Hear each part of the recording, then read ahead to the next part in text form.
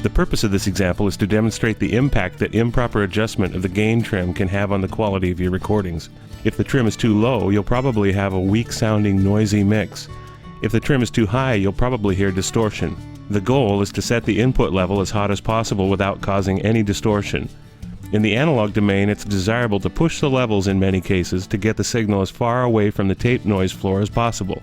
In the digital domain, it's desirable to record so that at some point during the program, full digital level is attained. This assures you that you're optimizing the amplitude resolution of each sample. Now listen as I adjust the gain trim on this guitar track. I'll start with the gain trim all the way down and the channel level all the way up. Listen to the change in noise from when I start to when I've finished, and also notice the change in sound quality as the trim changes. We'll try to keep the output level the same throughout the example. This is with the gain trim all the way down and the fader all the way up.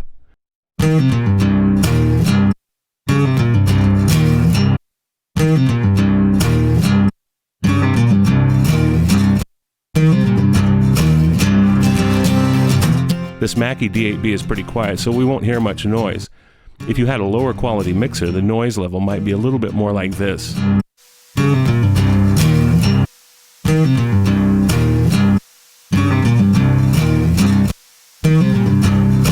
The further away from that we can get, the better.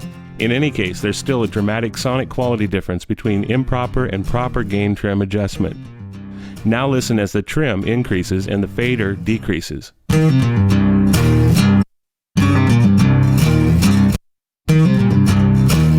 Right there, that's pretty good. Now we'll keep going up with the trim and down with the fader. It's easy to tell when distortion is happening. That's not good. This demonstration highlights the importance of one stage of gain adjustment in the signal path. Every level-sensitive point in the signal path is equally important.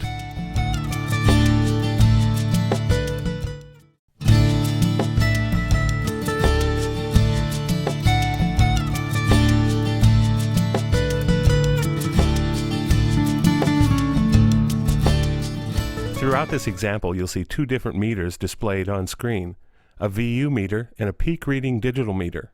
Everything that you hear is sent simultaneously to these meters. They're set up so that a 1 kHz tone at 0 VU is equal to -18 on the digital meter throughout these examples.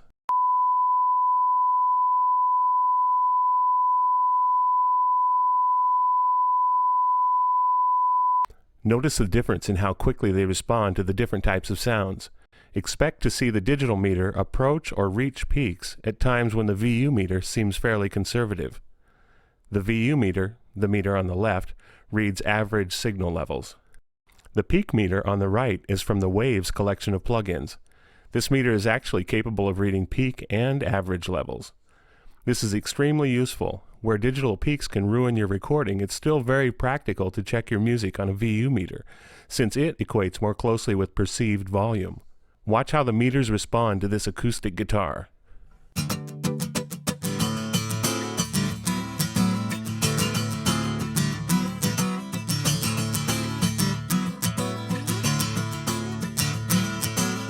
Now watch while I play the slapstick. This percussion instrument has a strong transient.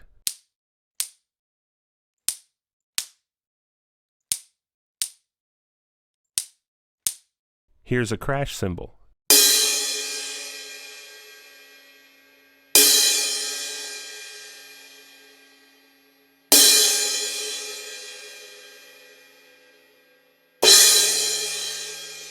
And last but not least, the slide whistle. It has no transient.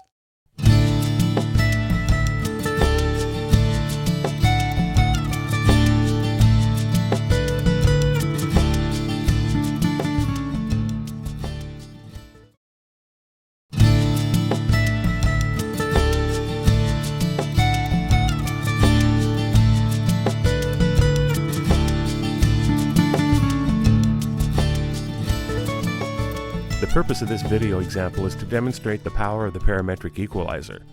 Everything you hear is being patched through the equalizer you see on screen. This is the tool that lets us shape sound like no other.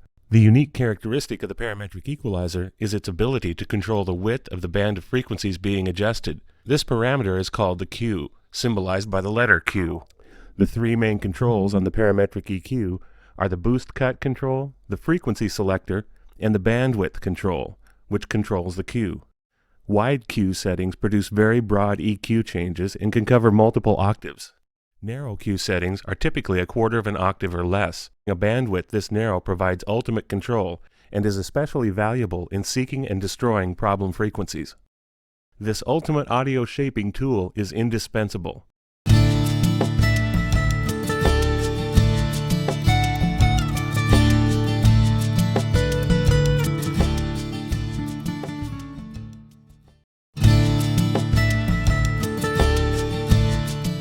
This example simply demonstrates the concept of making up gain. Most compressors let you move the threshold down into the signal, allowing proportional gain reduction of the part of the signal that's above the threshold and ignoring the portion below. The last step in compression and limiting is reclaiming the lost gain through the controls typically marked gain, output, or makeup gain. Some compressors, especially software limiters, have an automatic makeup gain control, where for every dB of gain reduction, it automatically adds a dB to the output level. However, this example focuses on the more common compressor functionality, where gain is reduced, then reclaimed. Watch the meters and notice the effect of the threshold setting on the output level. Then notice how the lost gain is restored. First, the drums without compression.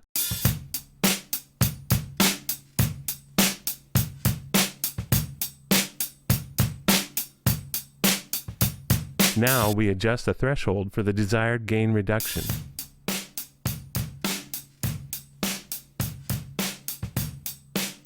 Finally, we add gain to achieve the original peak level.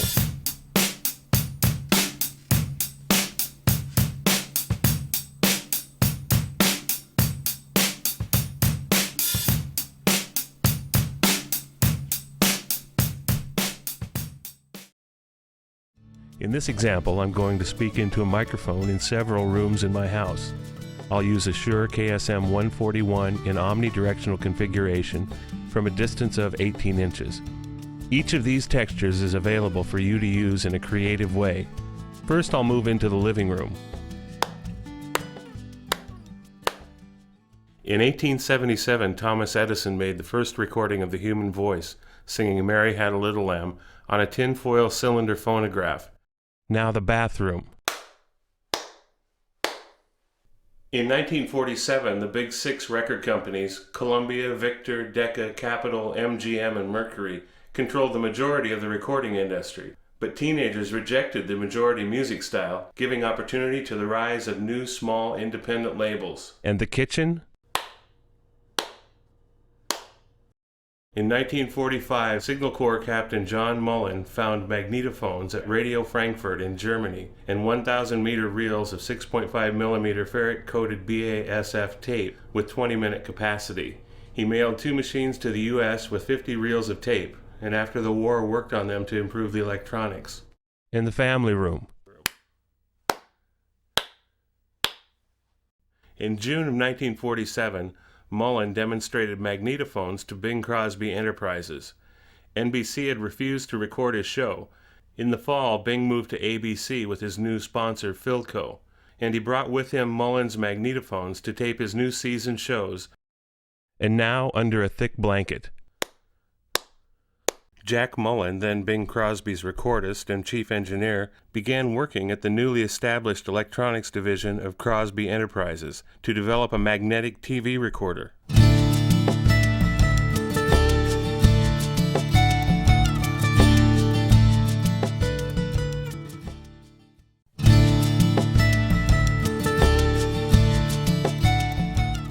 These mics are all set to cardioid polar pattern, and there are no pads and no roll-offs applied.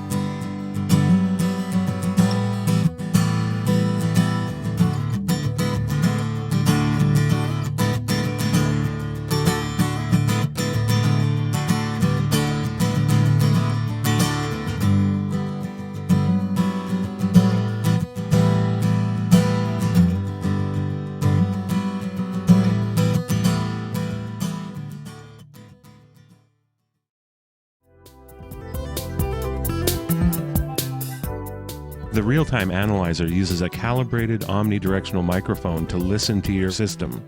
Pink noise, which contains all frequencies at an equal level, is generated by the analyzer. The microphone, calibrated to hear all frequencies at an equal level, is connected to the analyzer input. The analyzer essentially divides that signal into 31 bands. Each band corresponds to a slider on a 31-band graphic equalizer. With your mixer plugged into the graphic equalizer and then the graphic equalizer plugged into your speakers, you can adjust the equalization curve from the sliders on the EQ. Notice that the slider movement affects the readout on the analyzer.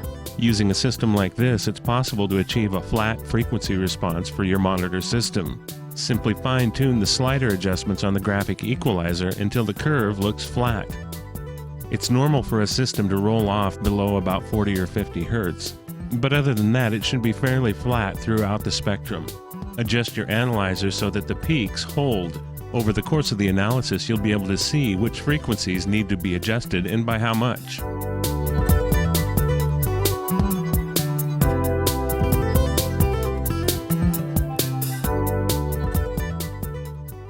The process of ringing a system out helps the sound operator locate and eliminate potential problem frequencies that will easily feed back. Turn the system up until it starts to feed back. When the system, whether front of house or monitors, is about to feed back, either clap your hands or rattle some keys to stimulate the feedback. Carefully ride the level fader to get the feedback to hold. Watch the RTA or spectrograph to locate the feedback frequency. The RTA displays individual level meters for each band, whereas the spectrograph displays level changes as variations in color across the frequency range. Notice the white line on the spectrograph at 2 kHz where the feedback is occurring.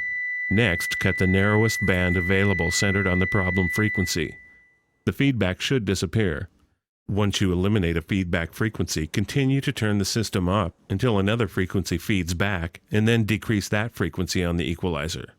Complete this process on the first few frequencies, but try to minimize the amount of cut on each. If too many bands are dramatically reduced, there won't probably be much feedback, but the system might sound hollow and non-musical. There are several exceptional software tools available for acoustic analysis. They're powerful and relatively easy to use. Smart Live from SIA Software provides powerful RTA, spectrograph, and impulse response analysis. Here, the RTA and spectrograph sense the frequency content of the pink noise in this particular venue. Notice how the equalizer changes show up on both the RTA and spectrograph. The spectrograph provides an excellent visual representation of frequency content. Amplitude variations across the frequency spectrum display cold to hot levels as color changes from deep blue to white. Notice how clearly the equalizer variations are indicated. Fuzz measure is another excellent analysis tool. Here we use an impulse response test to evaluate the acoustic response across the frequency spectrum. A sweep from 1 Hz to 20 kHz is generated in half a second. The sweep is heard by the calibrated microphone and energy levels are displayed on a time frequency graph. This test quickly displays the basic frequency response in any acoustic environment. At the same time, this sweep is evaluated on a waterfall graph, which adds decay to the time frequency graph. 4 camera angles are provided along with the ability to three-dimensionally rotate the graph for close scrutiny. In addition, this graph displays decay times across multiple frequency bands. Each of these tools helps the sound operator quantify acoustical tendencies while providing visual representations of the effects of any electronic or structural changes or adjustments. This example visually demonstrates the changes in sound that occur as the microphone moves in relation to the speaker. As the mic position changes, you'll hear the resulting sound change. All examples use the Shure Beta 57 moving coil mic with Monster Studio 1000 series cable.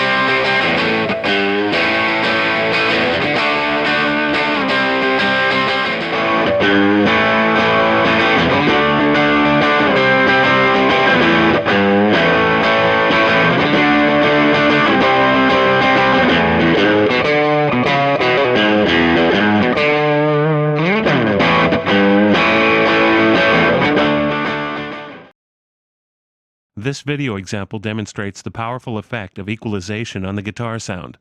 Listen and watch the on-screen equalizer as I shape the sound of the guitar. First, I'll boost and cut at 100 Hz. Notice how on this guitar sound, a boost at this frequency adds to the depth of the sound.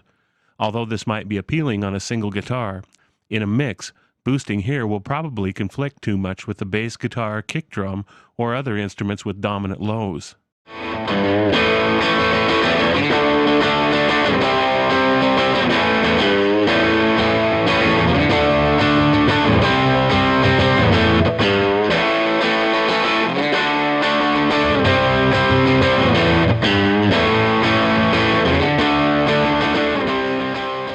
Next, I'll boost and cut at 200 Hz, and then at 275 Hz, the body of the guitar sound is in this range.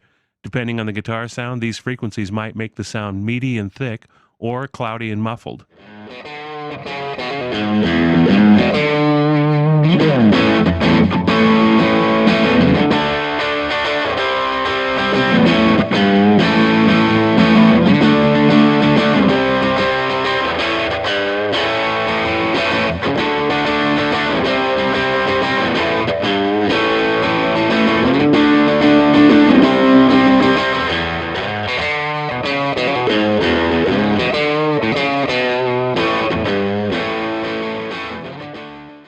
Next, I'll boost and cut at 2.5 kHz. The range between 1.5 and 2.5 kHz is typically edgy with a papery sound. Sometimes it must be cut, or other times it provides the perfect edge to cut through the mix.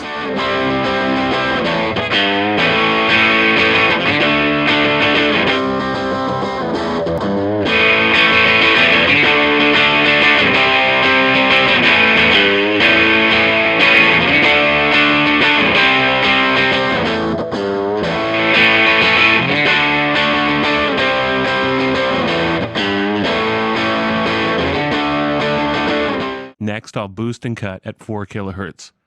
This range provides a lot of clarity, which might be good, or you might want to cut this band to help the guitar blend into the mix.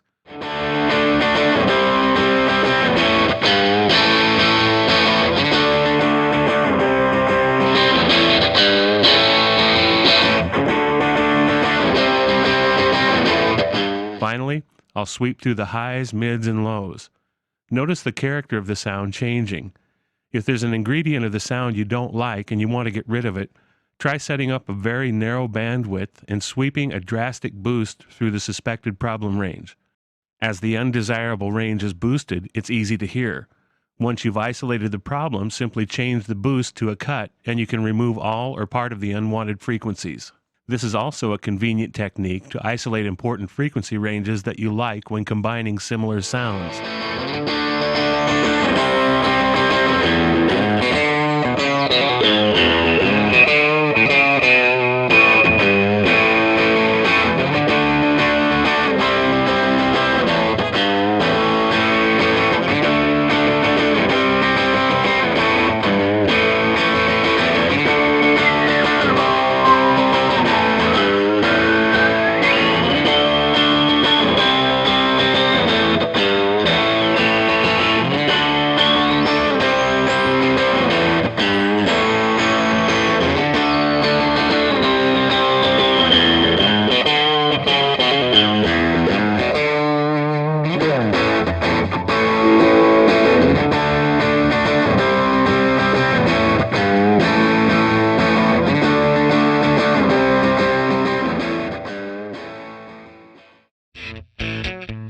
Amp modeling recreates the characteristic tones and controls of classic guitar amplifiers.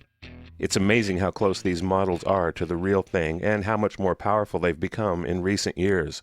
This is the Avid 11 rack. Not only does it provide wonderfully accurate amp models, but it also seamlessly integrates with Pro Tools, allowing for changes after the fact, so your guitar sounds can actually be customized during mixdown. The purpose of this example is to show how faithfully the classic sounds have been modeled. Although amp modelers don't show the actual name of the amps they mimic, any experienced guitarist can tell instantly what gear inspired the sound, both from the tone and the on-screen image. In this example, we're really just showing one aspect of the 11-rack amp modeling system.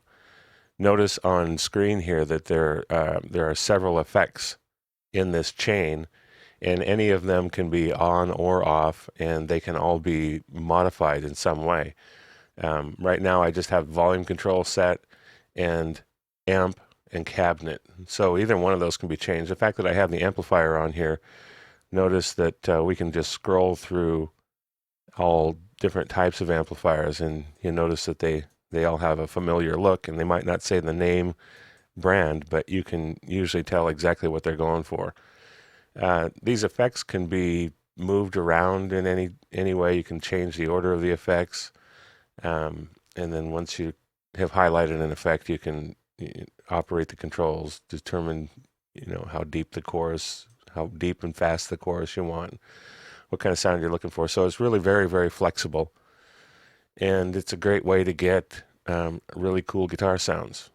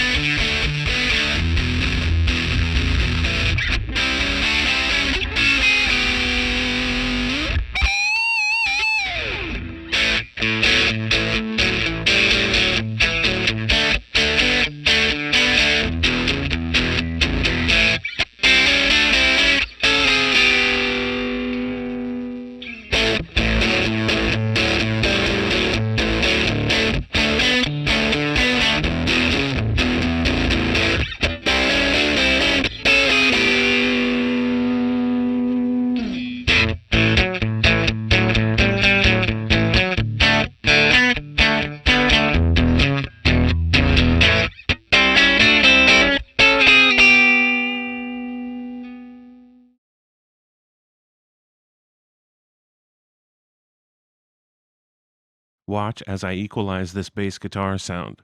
Assess the three primary EQ zones, lows, mids, and highs. To expose the lows and highs, reduce the mids, then enhance the lows and/or highs if necessary.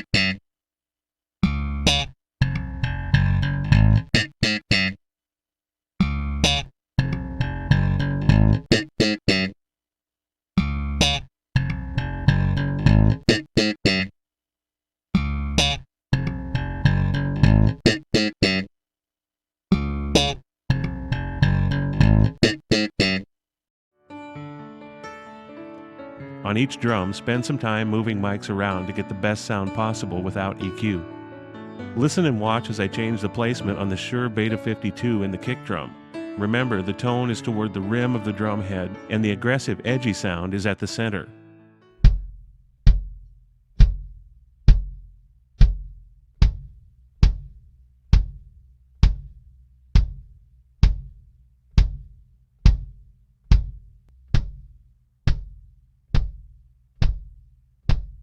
Now here's the kit mic'd with a stereo pair of overheads, one mic in the kick drum and one mic on the snare drum. Notice that even when the toms are played, there's still a reasonably intimate feel. For certain genres such as jazz and some acoustic styles, this is a great setup. It's very natural sounding.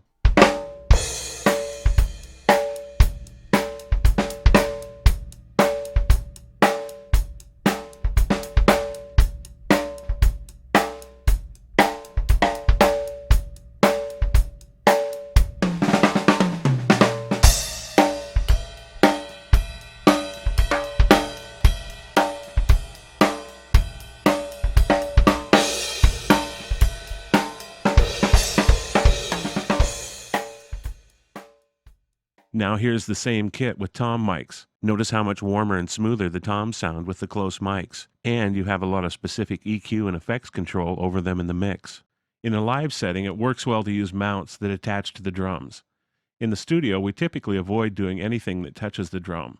Here, however, we'll listen to the sound of Beta 57s on stands.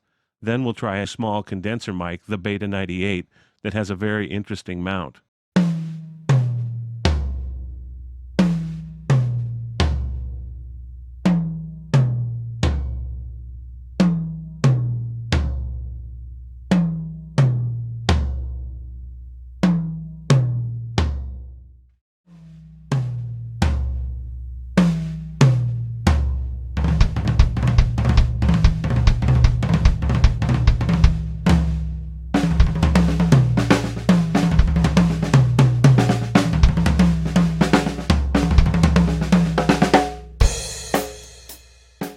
These really still sound great even though they're mounted on the drum.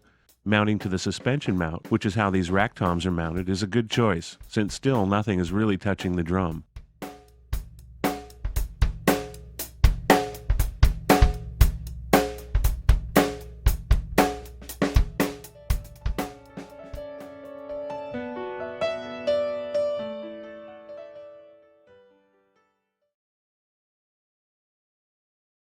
Since the drum sound is a major factor in defining the style, the kick sound is very important. There are some consistent techniques that will help you shape the sound. Listen to the kick and assess the three primary EQ ranges: lows, mids, and highs. It's possible that your mic technique and drum tech abilities have created a sound that's right on the money. In the real world, that doesn't happen often. The first step is to imagine the sound you want from the drum, and then to determine if something's getting in the way, something you can remove to reveal the sound you want. Most of the time on the kick drum or other close mic drum sounds, there's an abundance of mid-range, often between about 250 and 600 Hz. The exact frequency depends on the drum, the mic, the player, the cable, the preamp, and other details like that. The kick that we're working with is a Thai 22-inch drum, and the mic is a Shure Beta 52A. This combination sounds great to start with. The drum sounded great right out of the box, and the Beta 52A does an incredible job of capturing punch and attack. Some of the changes I make will demonstrate how a lower quality combination might sound. Here's the sound of the kick flat, without any EQ or processing.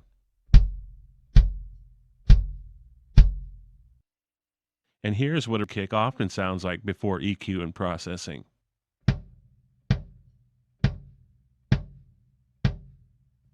Listen as I boost and cut between 250 and 500 Hz. Notice that eliminating the correct mid-frequency gives the effect of turning up the lows and highs.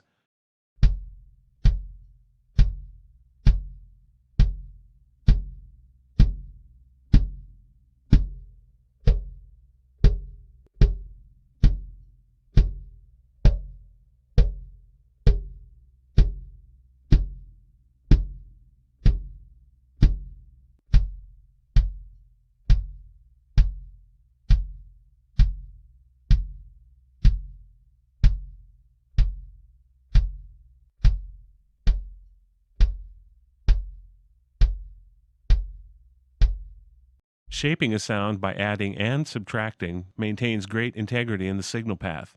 You run less risk of overdriving the EQ circuitry. Now listen as I shape the low frequencies, looking for a smooth, low tone to highlight.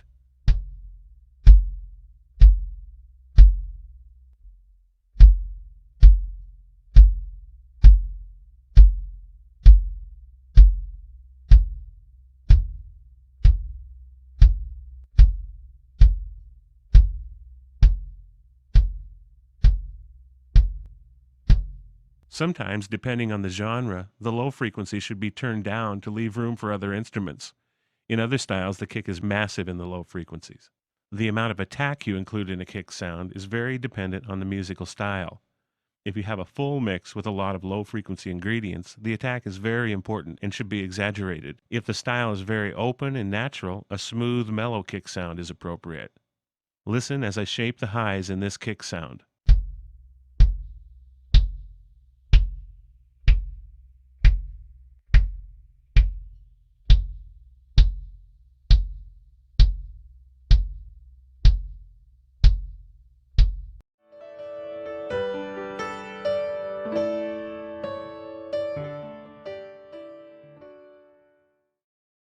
If, after exhausting other options like tuning and muffling, your snare drum still has an obnoxious ringing tone, try this technique. On a parametric equalizer, set up a very narrow bandwidth with an extreme boost. Sweep the boost until you locate the point of maximum ringing at the problem frequency. Once you've located the problem, change the boost to a cut, and you can turn down the ring as much as you want without having to kill the sound of the drum with too much dampening.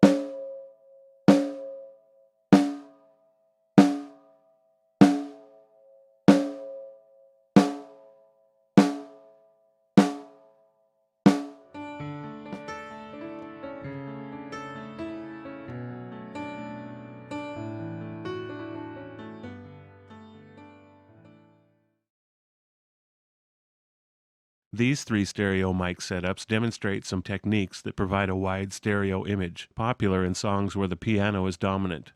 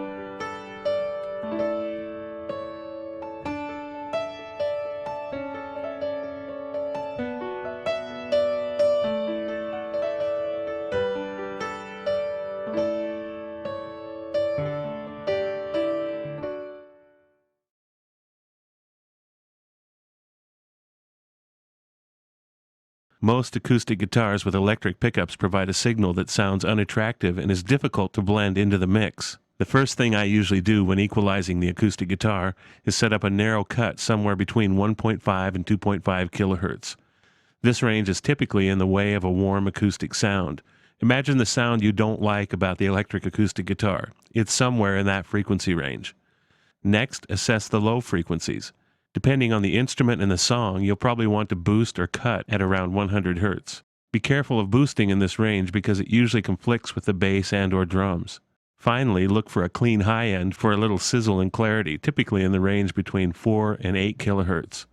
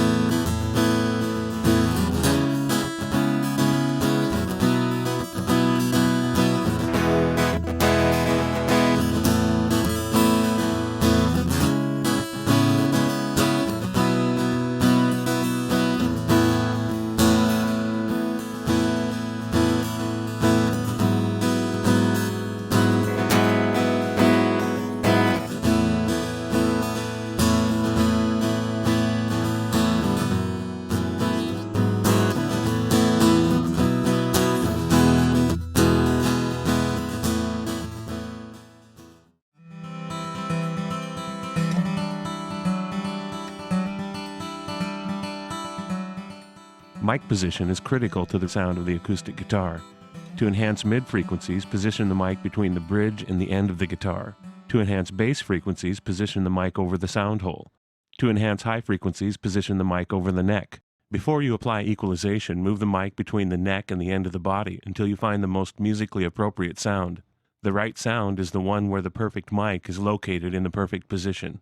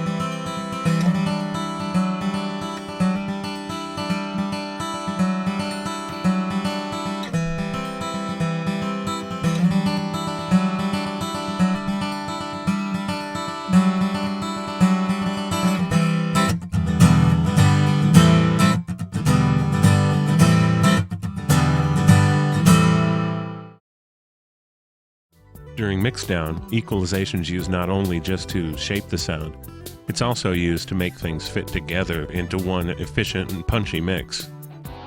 The frequencies around 200 or 300 Hz really thicken up the guitar sound. When you take those frequencies away, it makes the guitar sound thin and reveals the low end and high end.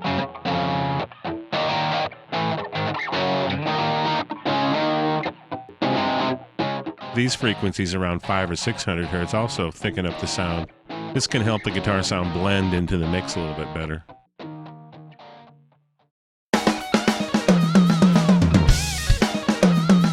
This tom sound lacks definition in the mix. If you remove most or part of that mid-range frequency band around 400 Hz, it opens up the sound so you can really hear the sound of the tom-tom, and so that it has more impact in the mix. Here I'm just sweeping the mid-range, now taking a little high end off.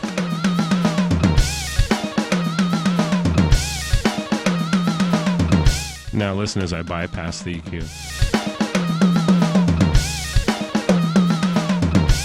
Now we'll add a similar EQ to the other tom.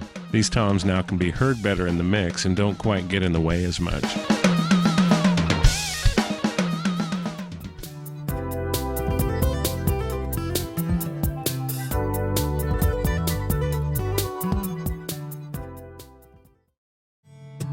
In this illustration, we'll cover just a few of the aspects of creating a drum sound that works well in a mix. Kick drum, snare drum, overheads, and room mics blend together to create the overall sound.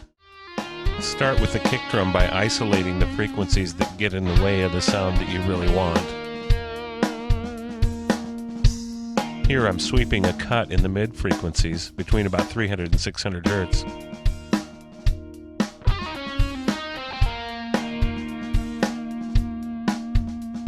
Now I'll put a little attack in.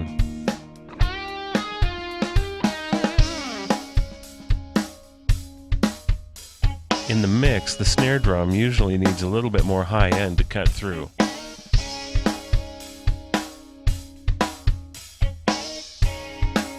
In this case, I'm going to fill out the mid-range about 200 Hz.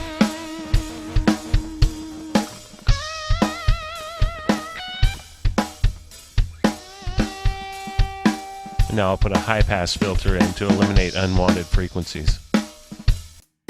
The use of a high-pass filter on the overheads helps eliminate duplication of low-frequency information that's already being covered by the close microphones.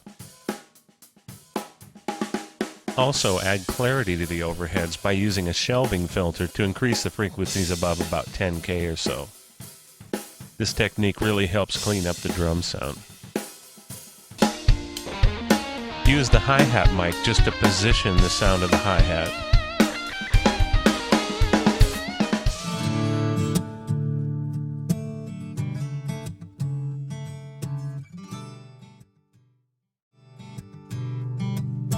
guitar is an instrument that relies heavily on its sound. If the tone isn't inspiring, it's difficult for a guitarist to play the perfect part. This same concept is true with most commercial songs. If the guitar doesn't sound right, the song doesn't sound right. In this illustration, we double the guitar. It's played separately on the left and right channels. This alone helps create a big sound. Each part has a slight boost in the low end to round out the sound. Also, the high end is rolled off. Sounds like this have little high end. Along with this crunchy stereo sound, we've layered another distorted guitar playing exactly the same part. This new sound supports the old sounds. Notice the stereo chorus clean strat. This sound adds to the texture of the entire song.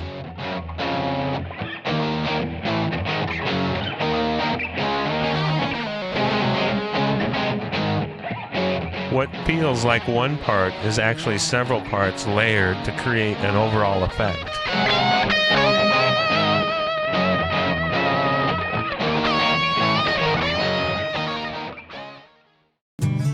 The sound you choose for the lead vocal track in many ways determines what you can do with the rest of the track. The three primary initial concerns are compression, tone, and balance. For our example, Faith Eklund sings Morning Glory. Our goal is to be able to hear and feel the nuance in her performance. Compression is a key ingredient in this process. The compressor we're using here is the Universal Audio 1176 plug-in version of the classic hardware piece. The threshold is set for about a 6 to 9 dB gain reduction, and the output control is set to regain the original level, where functionally it puts a limit on how loud the track will go. In practicality, it really reveals the nuance of the performance. Next, we'll use the Universal Audio Cambridge equalizer to adjust the vocal tone. We got time for everything, but not much time to pray. Often, the thick sound of a vocal track can be adjusted out simply by sweeping the high-pass filter until the vocal sound cleans up. That morning glory. Give me some of that morning glory, yeah.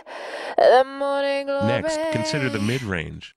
In most productions, a vocal sound that's too thick in the mids sounds clouded or covered over. Here, I'll sweep a cut between about 300 and 600 hertz. That morning glory.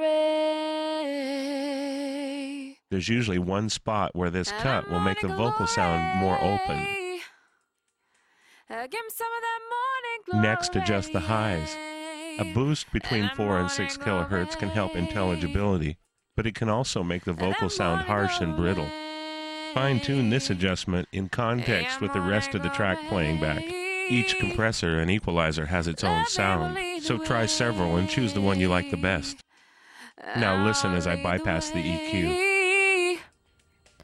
Your morning glory. Give 'em what's inside of you. Now the sound is more open, and even though it might sound thin by itself, it'll probably fit nicely into the track. Your morning glory. Much of the vocal tone is determined by the effects that you use. Reverbs and delays help produce a large, impressive sound. However, they can also create a sound that's distant and lacking in intimacy. The amount of reverb that you use depends on the genre and also on the era in which you're producing the song. Standards of acceptability often change from year to year. This reverb sound has a slight pre-delay which helps maintain the vocal intimacy while still increasing the size. A little bit of time. Oh, I love this kind. Now we'll add a complex delay. That morning glory. The effect is exaggerated here, but in context, when feathered in the back, this can help create the perception of the performance in a large concert hall. Often, just a delay by itself creates an impressive vocal sound. This unit provides up to 6 separate delays, although in many cases a single slapback is sufficient.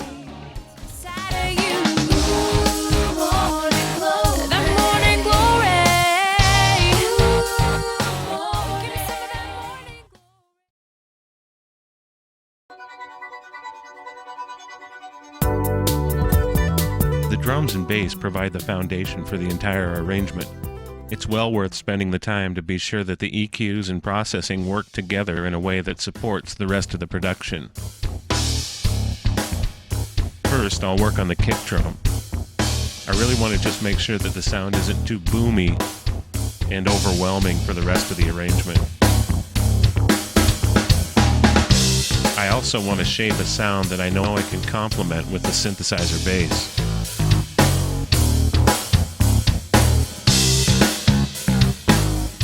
I've created a fairly pointed kick drum sound, and now there's room in the synth bass for a little bit of extra low end, but not too much.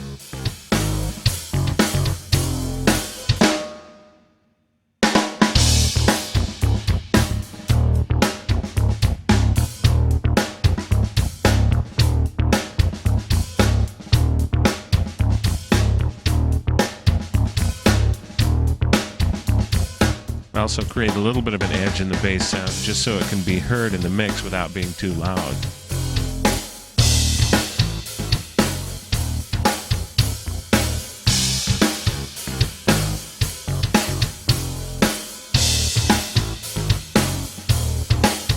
Now I can afford to turn that bass up a little bit. And now we have a kick drum and bass sound that work together without being overwhelming to the mix. Notice as I pan the hi-hat track around that the level doesn't change, but you can tell a difference in positioning.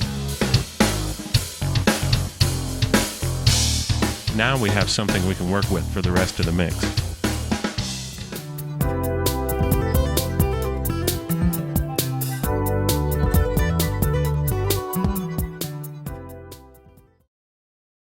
Building the backing vocal sound is an important part of every mix process. Often the drums, the bass, and one keyboard or guitar, along with the backing vocals, provides an ample support for the lead vocal.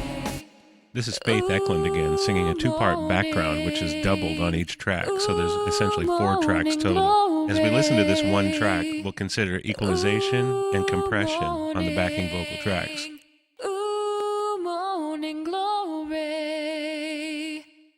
Here I'm trimming off the low end using a high-pass filter just to clean the track up. And next we'll look for a high frequency to boost that will accentuate Faith's vocal timbre. If you have a group of vocals, you might need to cut some high frequencies off a particularly edgy sound just to make it blend in with the rest of the group. It's always easier if your vocal group sounds good together acoustically.